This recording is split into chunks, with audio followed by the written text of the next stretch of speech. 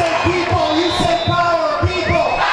People. I say planet, you say power. Planet. Planet. I say get up, you say stand up. Get up. Get up. I say stand up, you say right. Stand up. Stand up. I say students, you say future. Students. Students. I say schools, you say for all. Schools. Schools. I say teachers, you say fight back. Teachers. Teachers. I say public, you say schools. Public. Public. I say bill, you say tutu. Bill. Bill. I say stand up, you say fight back. Stand up. Stand up. Okay, up next we have a parent from Vancouver. I've had a great joy in sitting at board tables, and she speaks with such respect for teachers, and she's such a great speaker on behalf of parents. I'd like to welcome up Gwen Giesbrecht, please.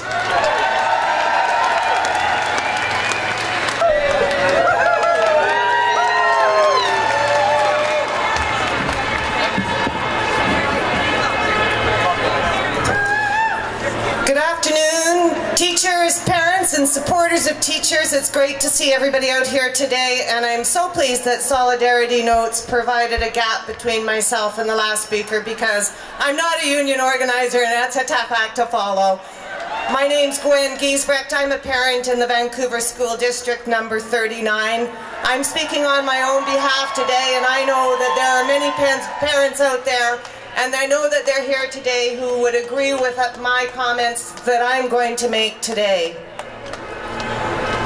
My involvement with the Vancouver School District has been over the last 9 years, and in 9 years what I know is this: teachers work hard and they care about students.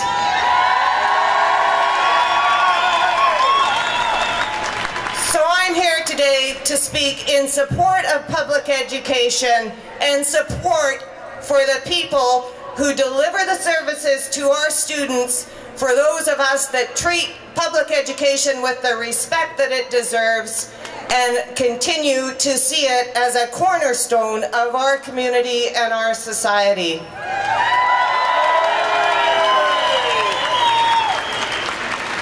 Yes, teachers work hard and they care about students, and they spend a lot of time filling in the gaps for the shortfalls that are there in the services to our kids due to ongoing budget shortfalls year after year. Students that are struggling to learn and families that are struggling to survive in this city. When teachers say there are too many unsupported special needs students in our classroom, when teachers say I have students that I know have speech or hearing impairments and they've not been diagnosed and I don't know what to do with them, when teachers have students that have social and behavioral challenges that they need the assistance of another kind of professional to do some intervention and provide support, and when teachers have students arriving in their classroom every day that they know are coming from poverty, that they are arriving in the classroom not prepared to participate fully in a day's education because they may not have had breakfast and they may not have had dinner the night before. These are the same concerns that parents have, and we say you have to listen to these teachers because they're making some really good points.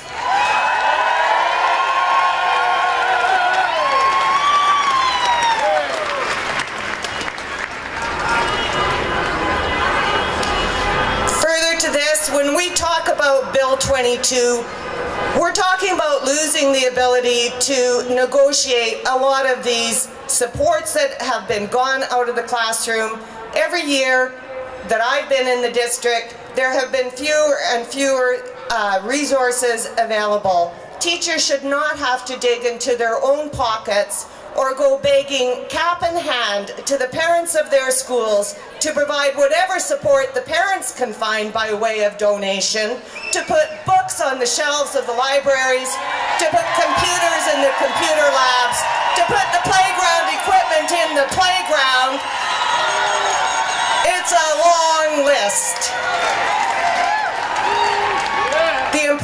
funding all these areas so that when our kids go to school, they're getting a full experiential learning environment where they can do lab experiments and where they can look at books and where they can have an introduction to using new technologies. Then we have excellence in public education, and it needs to be excellence that is available to all our students, regardless of how much money the parents at the school can contribute.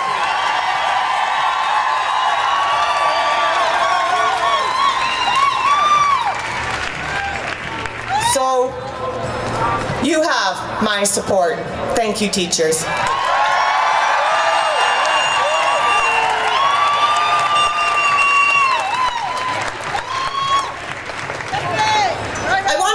Actually, at this point, thank the parents, because we forgot to do that. So thank you, parents, for being here. I'd also like to thank all of the children and the students who are here, not kids, Rose, but children.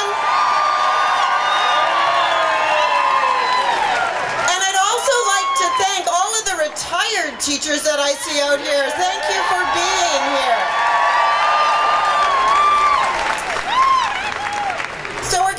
From retired teachers to students, and I'd like to introduce to you two exemplary young women. They're both grade 11 students at Windermere. They were two of the key coordinators for the high school walkout that took place last week, and there was a group of about 1,000 students that gathered here in support of public education and teachers.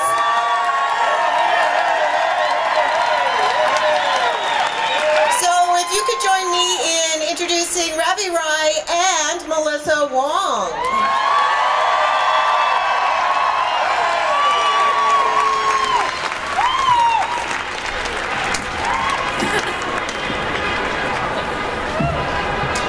We as students believe that we have a right to have a say in our education system.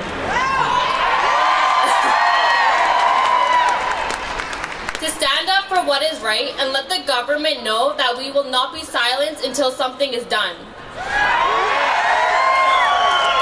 What is happening to our education system as it starts to deteriorate and knowledge is compromised?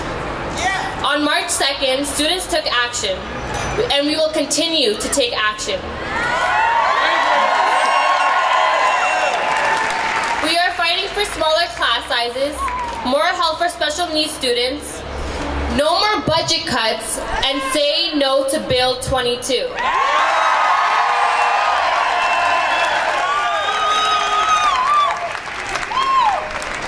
Being a student during job action has been very difficult. Class sizes are large. They're all filled with 30 students to one teacher. It's difficult for a teacher to cater to the needs of all their students, when each student is different and has different ways of learning. Programs for special needs students are being cut because there is not enough funding. Special needs specialists are also losing their jobs. This doesn't make sense to me. I am a student, my friends are students, and every student's needs are special.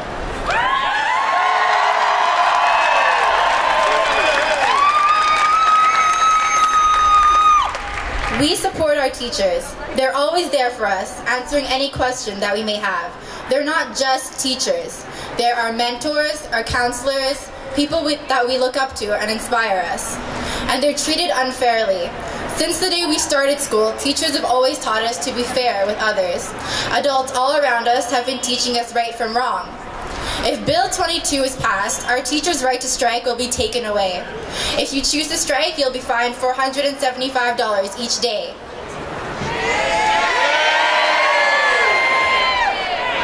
So where's the equality in that? Does that seem fair? This is bullying, and they expect us students to sit back and just be quiet about it? I'm tired of my teachers being tired, and it's time for students to take action.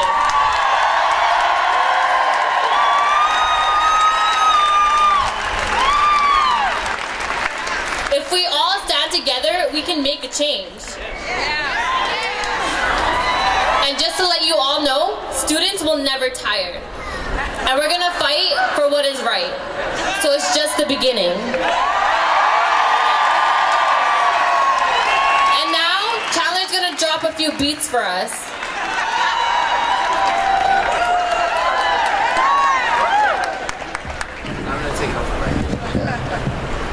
Hey, I'm Chandler McCorkindale, and I'm from Sutherland Secondary School. Noise! Make some noise! Alright, a couple days ago at the BC Students Walkout, I decided to rap, and now I'm going to rap to a slightly older demographic. Alright, here we go. Bill 22 ain't the way to go. That's what I said a couple days ago. That message still rings true. Abbott, listen up. This one's for you. Abbott, sit down and play nice. You're scurrying and sneaking like mice. Haste makes waste. That's what they say. Table legislation for another day. In kindergarten, they taught us to share, but the government thinks it's better to scare. Bullying people is apparently right. Abbott, are you blind? Where is your sight? Yo, yo, yo, yo, yo, yo! If you love teachers, put your signs in the air. Wave them around like you just don't care. Bill 22 is wrong. Here's Ruthless Chan wrapping up the song. Oh, hey!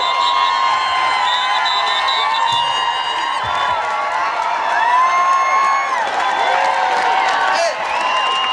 That's all you. If you didn't teach me how to talk, I don't know, I wouldn't be up here. This will be on YouTube later today, and hopefully it'll be on the news right there.